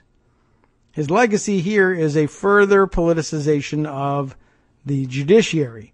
He has set the precedent that if the Senate and the presidency are controlled by opposite parties, the Senate doesn't even have to consider the president's pick. But that may be a legacy he can live with, considering he successfully kept the Supreme Court of the United States in conservatives' hands, perhaps for decades. Next section up, the biggest test yet, the health care bill. Now back on to current events. At this time, however, McConnell has still lacked a transformative legislative achievement to his name, which brings us to the Senate health care bill. Sold as a repeal and replacement of Obamacare, a slogan invented by one of McConnell's staffers back in 2010, the core of the latest version of the Better Care Reconciliation Act would cut hundreds of billions of dollars of federal government spending from the health care system. Medicaid, the program covering millions of low-income Americans, would be hit hardest. Although McConnell then went around promising everybody that they wouldn't be hit at all, or at least not very hard in the end. McConnell would also reveal many of Republicans' promises on health care reform to be utterly fraudulent. He himself has criticized Obamacare for failing to cover enough Americans and for sending premiums and deductibles soaring. Yet, according to the Congressional Budget Office analysis, the Senate's bill would lead to 22 million fewer Americans being insured by 2026 and send premiums and deductibles so high that few low-income people would purchase any plan. Meanwhile, many conservatives are disappointed with the Republican bill for a different reason. They believe it leaves far too much of Obamacare in place. That's because, despite the dramatic Medicaid cuts, the bill leaves in place much of the individual insurance market structure the Affordable Care Act created, complete with regulations on what plans can be sold and income-based subsidies. I don't think anybody can honestly call this bill Obamacare repeal. Pye told me after McConnell released his initial discussion draft, which has since changed, and of course now they're going with repeal only, whatever that they think that might mean. At most, it's a Medicaid modernization bill. But he said we're going to repeal Obamacare root and branch. That was the promise for the better part of a decade. That's not what we're doing here. We're fiddling around the edges. And I guess this is what wins back conservative votes then, just going back to repeal and forget about replace. Yet in shying away from full repeal, McConnell is merely going along with the desires of most of his Republican senators, who fear doing away with the popular Obamacare planks, such as its protections for people with pre-existing conditions. In describing how McConnell legislates, his former aide, Josh Holmes, recently told CNN, the product is always a direct reflection of the views of his conference, not his own dictation. McConnell appears to have calculated that the only way he can pass such a controversial bill is using a remarkable process in which he relies on stealth and speed. He's bypassed the two committees with jurisdiction over health issues, crafted the first and now the second Senate bill behind closed doors, is ignoring the bill's dramatic unpopularity, and hopes to bring it quickly to a vote and strong-arm his senators into passing it on party lines. I don't think the process in and of itself is good for the institution, Wallner, the conservative former Senate and Heritage Foundation staffer, says. I think it's doing long-lasting damage to the institution as part of an ongoing trend where things are getting worse. Indeed, all this violates promise after promise McConnell made in his 2014 speech about how he'd run the Senate, that he'd restore the traditional committee process, and he doesn't think major transformative legislation should be written behind closed doors and passed with only partisan support. Regardless of how things turn out, he's already matched and indeed far exceeded all of his criticisms of the process Democratic senators used to pass the law in the first place, and he's set new precedents that future Senate majorities could use to justify ramming their own controversial new laws through budget reconciliation. Next section, to be a statesman, you have to win the election. And yet, it continues, except for Gorsuch's nomination and the as yet unresolved fight over health care, the Senate in the 6 few months of Donald Trump's presidency has been surprisingly sleepy. Republicans have spent time confirming Donald Trump's nominees, which they can do without Democratic support. They've used a special filibuster-proof rule process to strike down several regulations that were passed late in President Obama's term, the window for which is now expired, as you know, and they've worked on bipartisan bills like an omnibus spending package and a toughening of sanctions on Iran and Russia. Haven't gotten finished with the Russia thing, have they? That's not a lot to go on in 6 months, admits the McConnell insider. It's been a very kind of monotonous and thin slice of stuff this year. This is the case for one main reason, the filibuster, which is entirely intact for legislation, at least currently. Because the GOP controls only 52 Senate seats, they cannot beat a filibuster unless they use the special limited budget reconciliation process or unless they win the votes of at least 8 Democrats. As a consequence, major conservative bill after major conservative bill has passed the House only to go nowhere in the Senate, hamstringing Republican ambitions for sweeping legislative change in this rare period of unified party control of Washington. Trump, for one, is frustrated. Tweeting, either elect more Republican senators in 2018 or change the rules now to 51%. Our country needs a good shutdown in September to fix mess, whatever that's supposed to mean. And then also tweeting the U.S. Senate should switch to 51 votes immediately and get health care and tax cuts approved fast and easy. Dems would do it, no doubt. Well, there's some doubt, I guess, but people said, of course, the same thing about Republicans, and they haven't done it yet either. It's just a matter of, in my view, has anything come up that Mitch McConnell cares enough about to do this with? And so far the answer has been no. The article continues, McConnell has shown no inclination to ditch the filibuster for legislation. That will not happen, he said in May, after Trump first tweeted on the topic. It would fundamentally change how the Senate has worked for a very long time. I don't see why he thinks we should believe that bothers him. Perhaps McConnell is preserving the legislative filibuster because he or his backers think doing so better serves conservatives' interests in the long term, either by blocking liberal laws in times of Democratic majorities or by forcing whatever gets through a Republican House to moderate. Or perhaps he simply knows he couldn't win enough support for this rules change. Whatever the case, this is one important example where McConnell has defied the cynical liberal caricature of him, for now at least. Many liberals long predicted that as soon as Republicans had unified control again, they'd eliminate the filibuster. Indeed, his Senate has ended up as the only bulwark against controversial conservative bills and forced the Republicans to rely on a reconciliation or bust strategy for major change.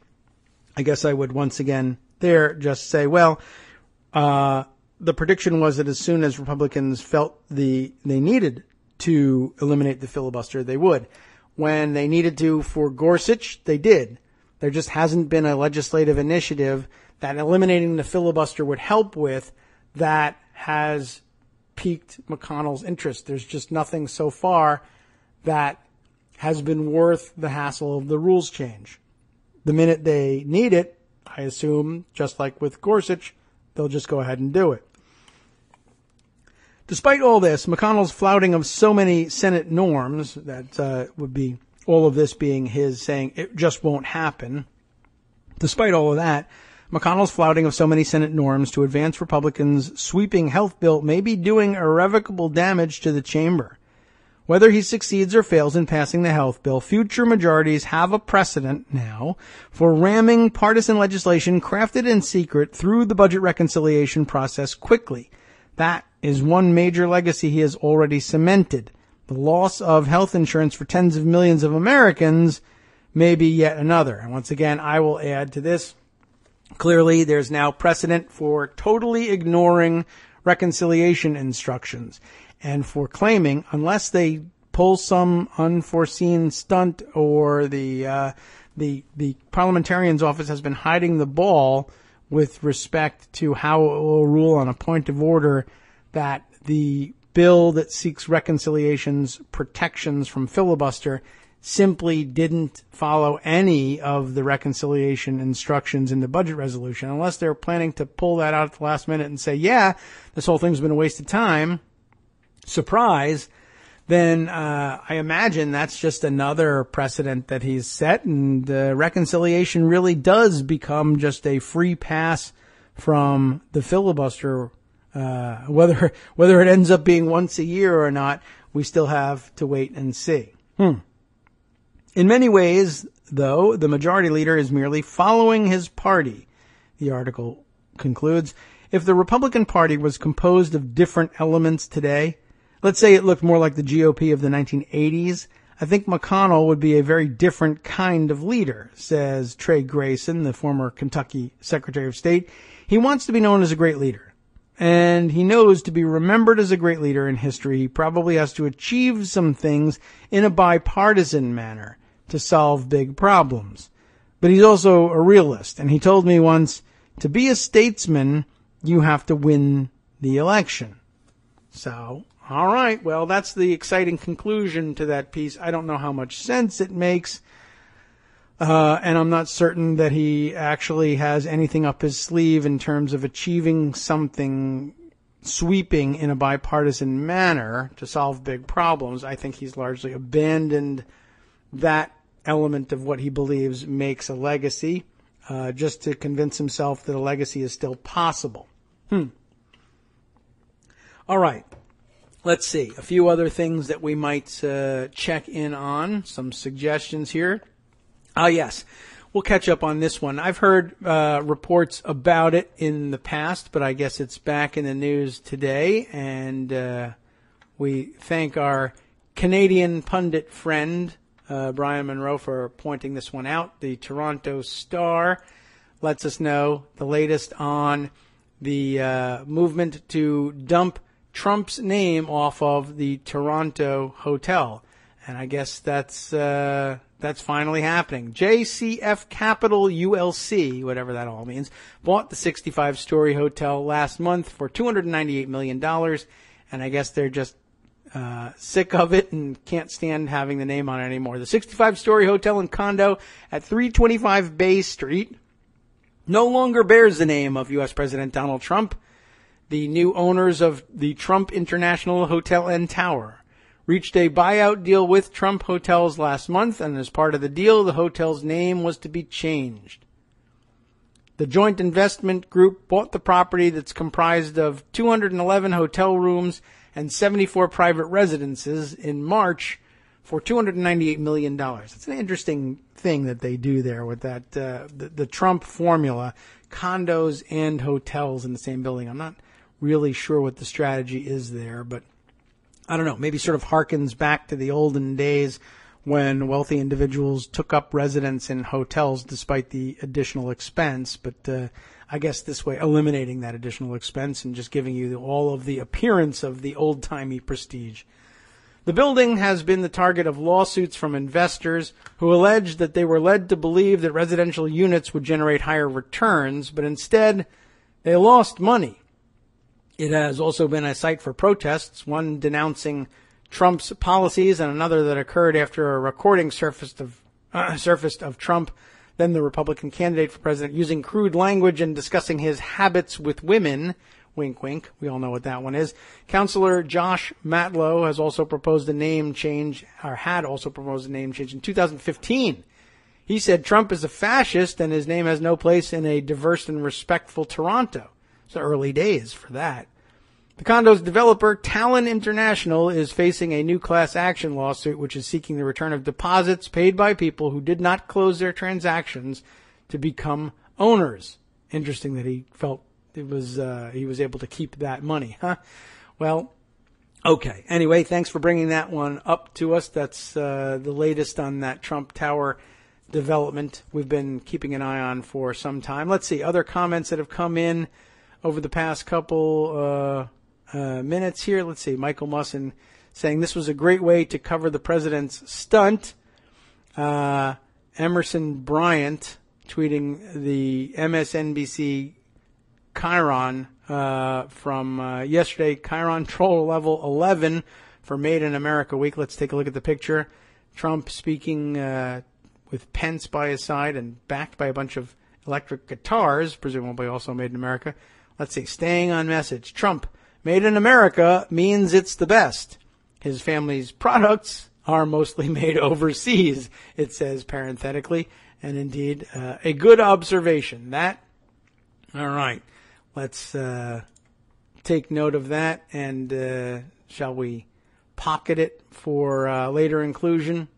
Yes, probably, but I don't think I can make that work on this computer. Let's see, what else have we missed in the last couple minutes to hours?